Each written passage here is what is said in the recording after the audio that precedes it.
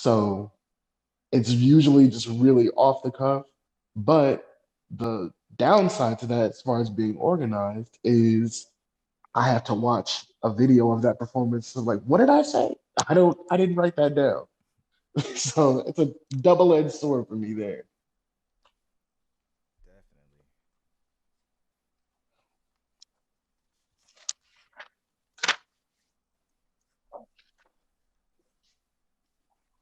All right. So before we get to avoiding abstractions, did anybody else want to throw something in there?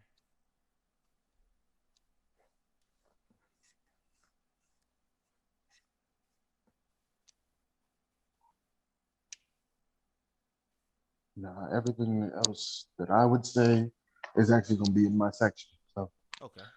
Perfect. Perfect.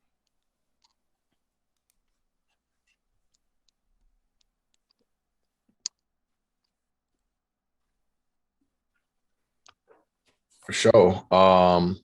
So my section, I've kind of titled it "Avoiding Abstractions." I'll explain what an abstraction is in a minute, but like a little bit about myself. I played college football at Western New Mexico University. I got there from playing football at Glendale Community College.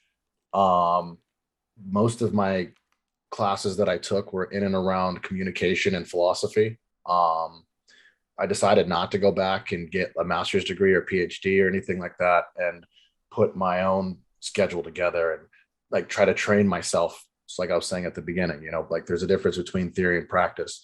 Theory thinks theory and practice are the same, but practice knows theory and practice are different. So, like no matter how smart you are, you got to know how to interact with the world around you and know what it means to be in that type of world. And so to have like an embedded, embodied experience, I decided to join I Am Rootco because I felt like if I'm reading these books and I need to like just learn these thoughts that from people behind me, while why do that just in university? I could do that while I'm setting up open mics or doing this and learning a whole bunch of stuff. Like everything I've learned with I Am Rootco, valuable. Like it's the most valuable thing that I possibly could have done.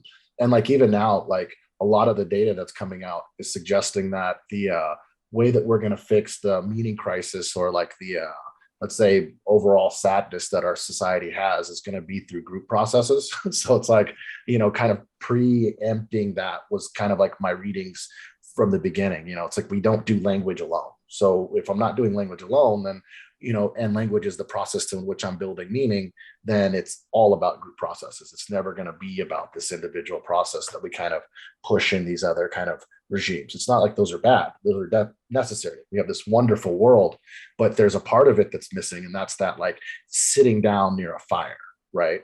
And so that's kind of what I see I Am Rootco is. It's just various versions of sitting around fires, and all the different ways that we could do that in the 21st century.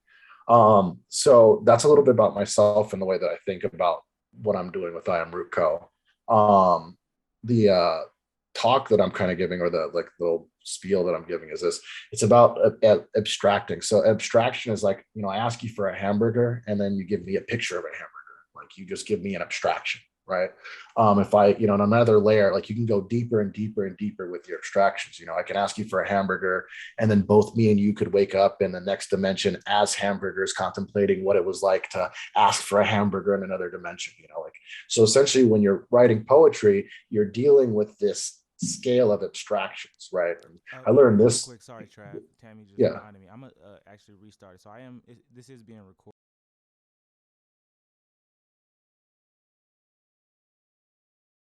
Thing. All right, Yeah. bro. You can Yeah. keep going. Okay. Word. Yeah. So do you want me to start over? Or do you want me to keep going? No, you're fine. I'm in OBS as well, but not in Zoom. So you're fine. Okay. Okay. Word.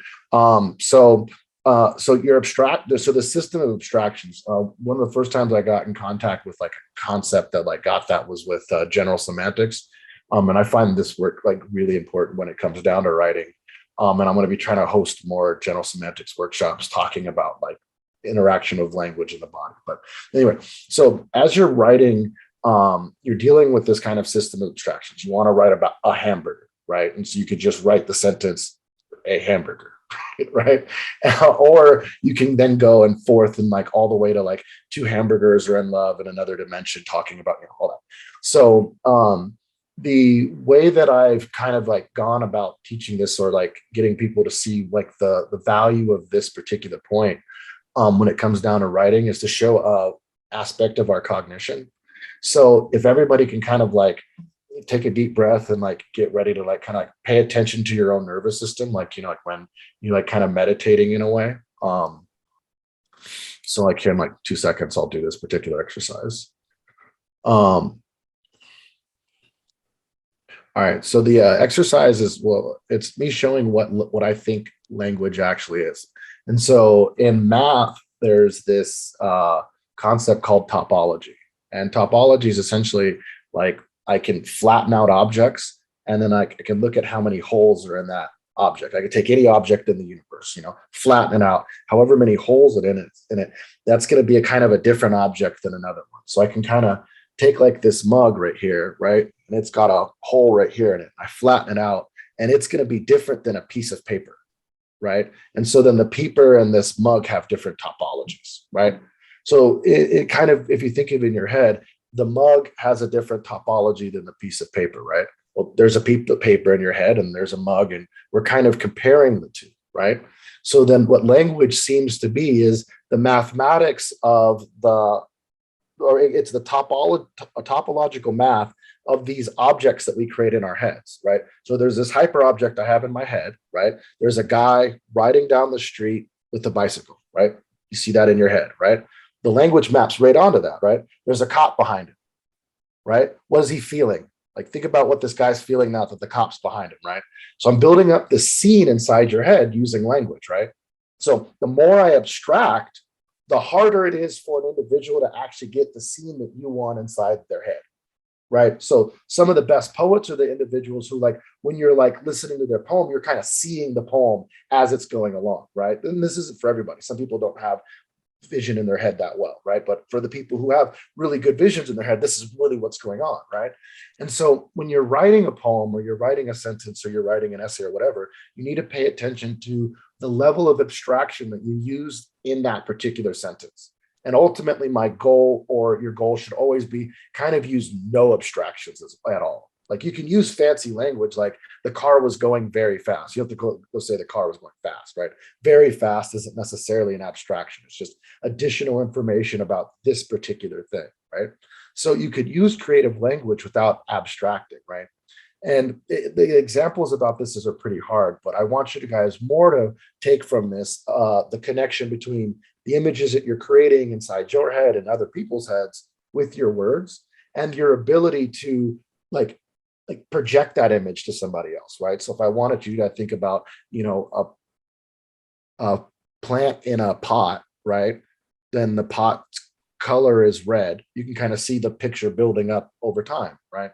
And so then that's your ultimate goal when you're writing, is to get that overall picture. So like, let's say you have a relationship where like everything is like going really good, right? Then you want to make sure that when people are hearing what you're saying, it's that kind of thing. I know that's kind of obvious, but there's ways to kind of like abstract too much, where it's like, oh, the water was running so hard, it was hot. It's like, I can't tell if that was a good relationship or a bad one, right? But I could say something like, as they looked at each other and they smiled, they do this every day.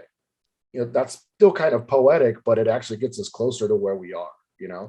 So I had a little bit more, but I don't necessarily want to go there because it's going to be adding to different ideas, and I just kind of want to get everybody focused on what I've laid out right now. So I don't want to go any further,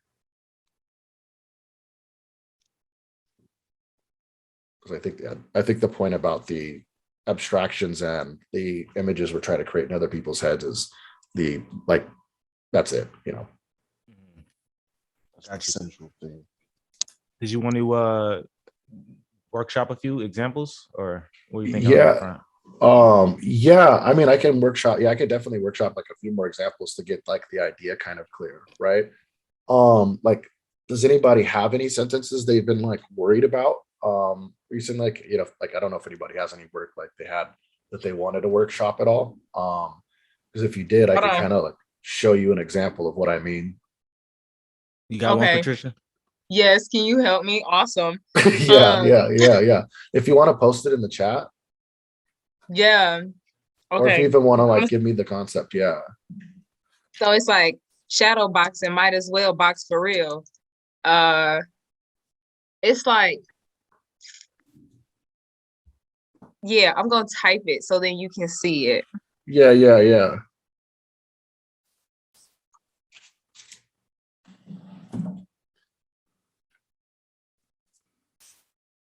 And I appreciate you having something because this is the first time I've like done this one. Yeah. So the what I would do, yeah, yeah, have another bruise for my face. I would put a yeah, I would follow that sentence up with like a D abstraction. So like you kind of got it like shadow boxing might as well box for real. I wouldn't even call it as an abstraction. That's more of a metaphor, right? And the metaphor meaning itself is like, you're sitting there like throwing your fist in the air, right?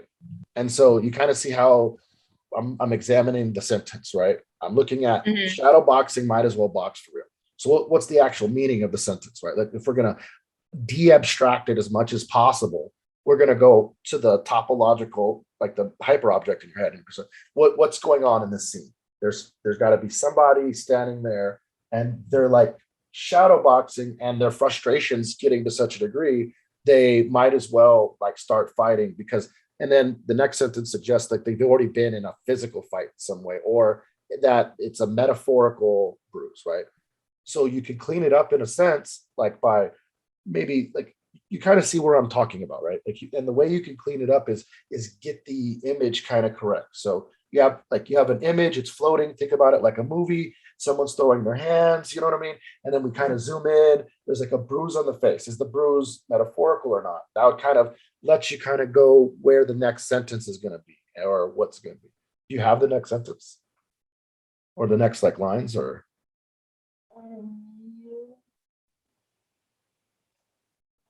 Yeah, but do you kind of see what I'm saying now?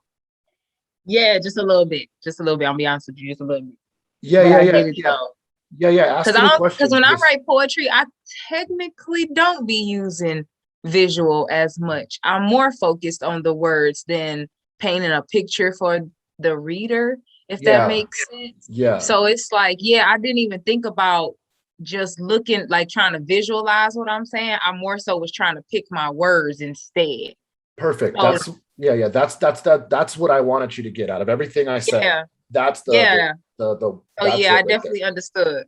Yeah, cool. Yeah, Yep. and so yeah, that's perfect.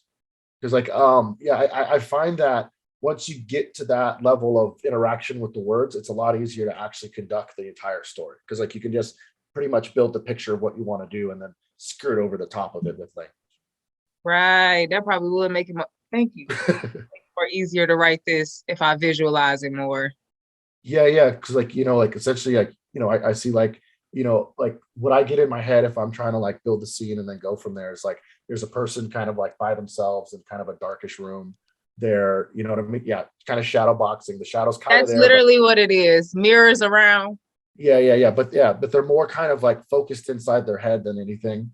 That's where kind Mhm. of like the bruise more is like a feeling to me than it is actually a bruise, like a Yeah. physical bruise. So like they've gone through something like just recently. And so like yeah, by putting it into that like image form, I find that you can abstract a lot of meaning from just like almost anything that Okay, wonderful. Thank you. you're reading. Mhm. Yeah, appreciate you providing that example. That was great. No thing. Does anybody have in a sentence or anything they want like to look at or like ask a question about? Hey, so I don't have a line or a sentence or anything, but I just want to add on to Patricia's example. So I really loved that line because it helped me see like you explained, Mhm. like, okay, yeah, she's saying that you're kickboxing or whatnot, right? But now with that visualization, like that abstraction of like, what does this person look like when they're kickboxing? What is it that they're battling with? Putting it into a certain context, like that was really good for me. I think where I'm stuck like I understand like giving your readers like those senses or like some sort of background visualization of what you are using when you're playing with those words, like you said.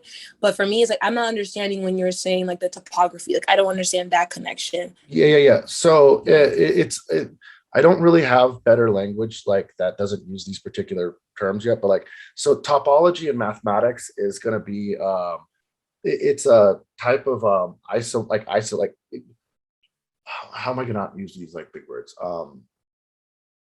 Okay, so like let's say I'm trying to like figure out what's the difference between two objects, and I'm have a limited set of tools to use, right? Or I just want to find out what the difference is between two objects. Oh, fuck, here it is. Sorry. It just took me a minute to get like the particular question in my head. So when you're trying to in this particular concept of topology, what you're doing with objects is you're stretching them, pulling them, and like moving them around. And then you're asking the question, how, like, what stays the same as you do this? And so some objects can move and pull and tear differently than other objects. And so then there's different types of ways of going about showing how like a donut is different than a piece of paper, or how a Okay. cup is So, like what. let me just make it. Let me see if I'm getting a connection now. So with her example, the kickboxing, right? Mhm. She's using language to try, just conveying an idea with this kickbox line, right? But you're using topology and like, okay, how can you use that same idea and just like translate it in some other form to still convey that same idea? I'm saying that underneath, so so with the topology, I'll have like this equation, right? And the equation will look completely different than the object that equation would say that is there, right? And so then your sentence is a representation of this underlying object, and it's the topological map. So it's going to be like these things that are like, as no matter how much I like bend and pull and twist and like do the object, these things are gonna stay the same. And so then I can get what I'm saying or you're saying, because there has to be some consistency in these objects. Like they can't like bend certain ways, or they can't fold certain ways, right? So when then like, so if I write like a sentence like here's like a good example. Like, so let's say you're in a relationship and you say, my relationship feels like the wheels are running in the sand. What do you think that means? Um, it seems like it's difficult, like it's hard to move forward. Yeah. So you have in your head a truck trying to go hard forward, and you've abstracted the actual movements from the truck to the movements of the people, right? And so then there's a topological invariance between the movement of the truck and the movement of the people that we're able to capture in language. Right.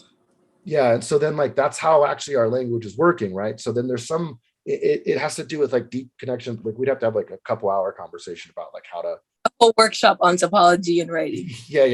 Oh, well, like the human nervous system first, and then how it's abstracted to topological realizations. Like it would be this is a course I'll teach one day. Thank you. Yeah. It gets But, deep. yeah. Well, because it's a question of like, how am I communicating with you, right? And ultimately, it seems to be through the poetic process we can find that it's images, right? Like even Einstein was saying, like, like how did he figure out what the speed of light was? He's like, well, there's this guy, he's on a train and he has a lamp and a clock, and there's this other guy, he's not on the train, and then there's this other guy, he's on the platform, and they all drop the lamps at the same time. Who's right? And then he abstracted all that out to a general principle of motion throughout space. Like that's the same point that I'm making here. Like Einstein literally is using the same concept.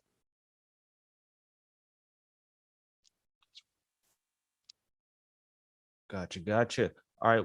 So if we don't have any other lines that we want to look at or any questions for Trav, how we Yeah, looking,